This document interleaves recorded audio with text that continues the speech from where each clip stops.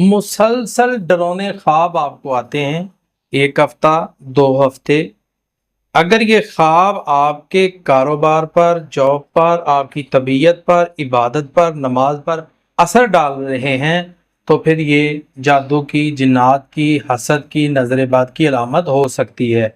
تو ناظرین، اگر یہ پرابلم آپ کو بن جائے تو چیک کروا لیں، ٹھیک ہے؟ نہیں تو ان ساری پرابلموں کا حل میں آپ کے سامنے انشاءاللہ رکھتا ہوں، اس کو لکھ لیں، نوٹ کر لیں کیا ہے۔